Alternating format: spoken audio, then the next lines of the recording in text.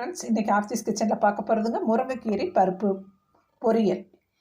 நம்ம அதுக்கு ஒரு 2 ஸ்பூன் ஆயில் ஊற்றிக்கலாங்க. கடுகு போட்டுக்கலாங்க. சின்னப்பருப்பு போட்டுடலாங்க. கடலைப்பருப்பு போட்டுடலாங்க. அப்புறம் சீரகம் 1/4 டீஸ்பூன் போட்டுக்கலாங்க. நல்லா பொரியட்டுங்க. நம்ம போட்ட பொருளெல்லாம் நல்லா பொரிஞ்சிருச்சுங்க. இப்போ வரமிளகா போட்டுடலாங்க. அவங்கவுங்களுக்கு தகுந்த மாதிரி காரம் போட்டுக்கோங்க. நான் ஒரு 4 மிளகாய் போட்டிருக்கேன். அப்படியே வெங்காயங்க, பொடியாக அறுத்த வெங்காயம் போட்டுக்கலாங்க. கீரைக்கு ரொம்ப சுவையாக இருக்குங்க. இதை நல்லா பெரட்டி கொடுக்கலாங்க. முருங்கைக்கீரை உடம்புக்கு ரொம்ப நல்லதுங்க. நம்ம கீரை நிறைய சேர்த்துக்கணும். முருங்கைக்கீரை சூப்பு குடிக்கலாம். முருங்கைக்கீரை கடையில் பண்ணலாங்க. முருங்கைக்கீரை பொரியல் பண்ணுறோங்க இன்றைக்கி நம்ம. இது நல்லா வதங்கிட்டுங்க. இப்போ அப்படியே முருங்கைக்கீரையை போட்டுக்கலாங்க. முருங்கைக்கீரையை நான் சுத்தம் பண்ணி கழுவி வச்சுருக்கேங்க. கீரையை நம்ம போட்டேங்க. நல்லா கழுவி எடுத்து வச்ச கீரையை போட்டாச்சு. நல்லா வதங்கட்டுங்க. நல்லா வதங்கினா கொஞ்சமாயிருங்க கீரை எப்பயுமே. அதுக்கப்புறம் தான் உப்பு போடணுங்க. நம்ம போட்ட உடனே உப்பு போட்டோம்னா கீரை நிறையா இருக்குதுன்னு சொல்லி உப்பு போட்டுருவோங்க. கீரை வதங்க வதங்க கொஞ்சமாயிருங்க. பாருங்க, இப்போ கம்மியாயிடுச்சு பாருங்கள். பாருங்கள், நல்லா வதங்கி கொஞ்சமாகிடுச்சுங்க கீரை. இப்போ என்ன பண்ணலாம், மஞ்சத்தூள் போட்டுக்கலாங்க.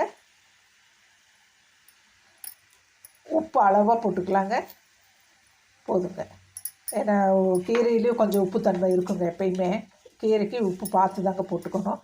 இது நல்லா பெரட்டி விட்டுட்டுங்க. லைட்டாக தண்ணி தெளித்து நம்ம மூடி வச்சிடலாங்க. கீரை நல்லா வேகட்டுங்க. அடதோசைக்கு முருங்கைக்கீரை போட்டால் சூப்பராக இருக்குங்க ஃப்ரெண்ட்ஸ். நம்ம கொஞ்சமாக ஒரு 1/4 டம்ளர் தண்ணி மூடி வச்சிடலாங்க. சூப்பராக வெந்துருச்சுங்க. இப்போ நம்ம துவரம்பருப்பு, வேக வச்ச துவரம்பருப்பு நான் எடுத்து வச்சுருக்கேங்க. அது ஒரு கரண்டி போட்டுக்கலாம். அப்படியே தேங்காய் பூவுங்க. கீரைக்கு தேங்காய் பூ ரொம்ப நல்லா இருக்குங்க. இதில் முருங்கைக்கீரையில் ஒரு கசப்பு தன்மை இருக்குங்க. அது இந்த முருங்கைக்கீரை கரெக்டாக பண்ணிடுங்க. இந்த தேங்காய் பூவு நல்லா இப்படி கிளறி விடலாங்க. சாப்பாட்டில் போட்டு அப்படியே பிசைஞ்சு கூட சாப்பிட்லாங்க.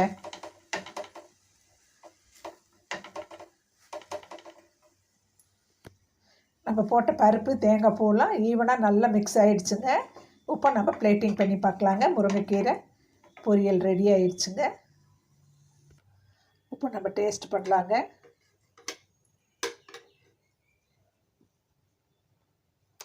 சூப்பராக இருக்குங்க. நான் போட்ட அந்த தேங்காய் பூவோட அளவு, வரமிளகாவோட அளவு, துவரம்பருப்போட அளவு, உப்போட அளவு எல்லாமே சேர்ந்து கீரை ரொம்ப நல்லாயிருக்கு. அந்த சீரகம் போட்டிருக்கோம் இல்லைங்களா, அதெல்லாம் ரொம்ப நல்லாயிருக்கு.